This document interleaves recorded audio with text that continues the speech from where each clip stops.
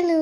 അപ്പോൾ ഇന്നൊരാളെ കാണാൻ വേണ്ടിയിട്ട് ഞാൻ ചെന്നൈ വരെ പോവാണ്. അപ്പോൾ ചെന്നൈ പോവാൻ പ്ലാൻ ചെയ്ത സമയത്ത് എൻ്റെ ലിസ്റ്റിലെ ആദ്യത്തെ സ്പോട്ട് മഹാബലിപുരം ആയിരുന്നു. ഇതായിരുന്നു നമ്മൾ മഹാബലിപുരത്ത് സ്റ്റേ ചെയ്ത ഹോട്ടൽ.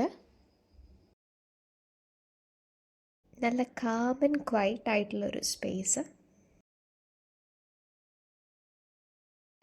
അങ്ങനെ നമ്മൾ വേഗം ഡ്രസ്സപ്പൊക്കെ ചെയ്ത് റിസോർട്ടൊക്കെ ഒന്ന് ചുറ്റിക്കണ്ടു. ഇവിടെ നല്ല ചൂടായത് കാരണം നമുക്ക് ഉച്ചയ്ക്ക് പുറത്തിറങ്ങാൻ ഭയങ്കര ബുദ്ധിമുട്ടാണ്. അപ്പം നമ്മൾ കുറച്ച് വെയിലൊക്കെ കുറഞ്ഞേരെയാണ് പുറത്തിറങ്ങിയത്. അപ്പോഴേക്കും ലൈറ്റ് ഹൗസിൻ്റെ അവിടെയൊക്കെ പോയ സമയത്ത് അവിടെ ക്ലോസ്ഡ് ആയിരുന്നു. പിന്നെ നമ്മൾ നേരെ ഷോർ ടെമ്പിളിലേക്ക് വിട്ടു.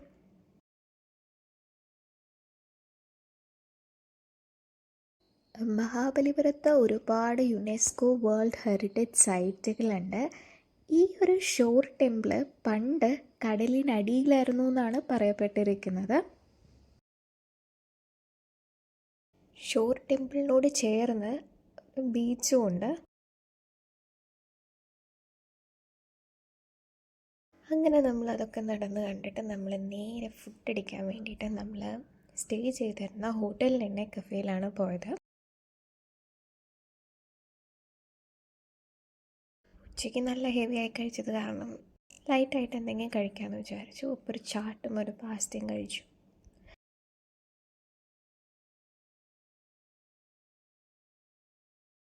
പിന്നെ നമ്മൾ നേരെ റിസോർട്ട് പോയിട്ട് അവിടുത്തെ വ്യൂ ഒക്കെ ആസ്വദിച്ച് ഇങ്ങനെ ഇരുന്നു.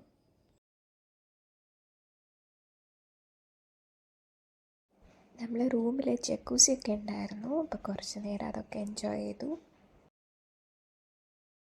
പിറ്റേ ദിവസം നമ്മൾ രാവിലെ നേരത്തെ എണീറ്റ് ഒരു 7 മണിയാകുമ്പോഴേക്കും നമ്മൾ ലൈറ്റ് ഹൗസ് കാണാൻ വേണ്ടി പോയി.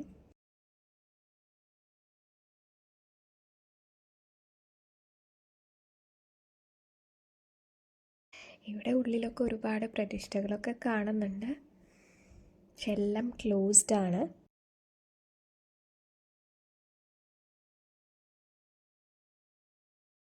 ഈ ഒരു അമ്പലത്തിൻ്റെ മുകളിൽ താഴോട്ട് മഹാബലിപുരം സിറ്റി കാണാൻ നല്ല രസമാണ്.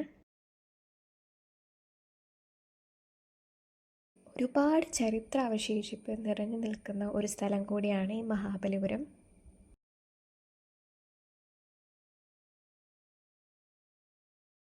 നമ്മൾ മാബലപുരം എന്ന് കേട്ടിട്ടുണ്ടാവും. അത് മഹാബലിപുരത്തിൻ്റെ പഴയ പേരാണ്.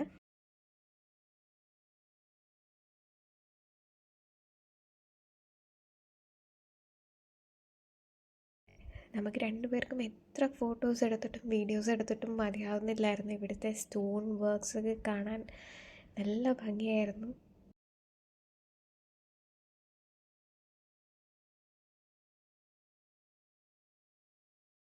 കുറേ സിംഗിൾ സ്റ്റോണിൽ കാർവ് ചെയ്തെടുത്ത ഒരുപാട് സംഭവങ്ങൾ ഉണ്ടായിരുന്നു ഇവിടെ.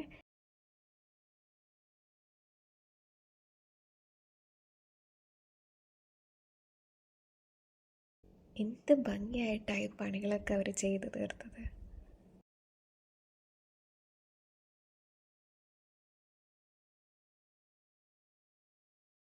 അങ്ങനെ വെയിലിൻ്റെ ചൂടെടുത്തപ്പോൾ നമ്മൾ നേരെ തിരിച്ച് റൂമിൽ പോയി ചെറുതായിട്ട് പൂളിലൊക്കെ ഇറങ്ങി.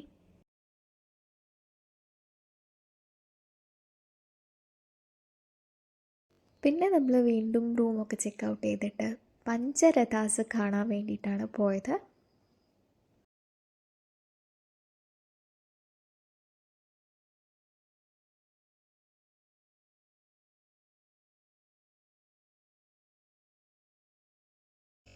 എല്ലാ സ്ഥലങ്ങളും വാക്കബിൾ ഡിസ്റ്റൻസ് തന്നെയാണ്. പിന്നെയും ഷോർ ടെമ്പിളാണ് കുറച്ചും കൂടി പോകാനുള്ളത്.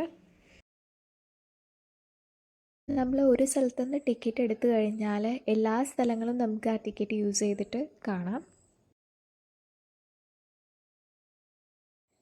പിന്നെ നമ്മൾ പോയത് അർജുന പെനൻസും അതേപോലെ ബട്ടർ ബോളും കാണാൻ വേണ്ടിയിട്ടാണ്. ഇത് രണ്ടും അടുത്താണ് വരുന്നത്. ഇത് വരുന്നത് മഹാബലിപുരം സ്റ്റാൻഡിൻ്റെ അടുത്ത് തന്നെയാണ്. അപ്പം നമ്മൾ ഇത് കഴിഞ്ഞിട്ട് നേരെ ട്രെയിൻ പിടിക്കാൻ വേണ്ടിയിട്ട് പോകാമല്ലോ എന്നുള്ള രീതിക്കാണ് നമ്മൾ പ്ലാൻ ചെയ്തത്. ഈ ഒരു കല്ല് അവിടെ ബാലൻസ് ചെയ്ത് നിൽക്കുന്നത് ശരിക്കും ഒരു അത്ഭുതകരമായ കാഴ്ച തന്നെയാണ്. അപ്പോൾ ഇത്രയൊക്കെയാണ് മഹാബലിപുരം വിശേഷങ്ങൾ.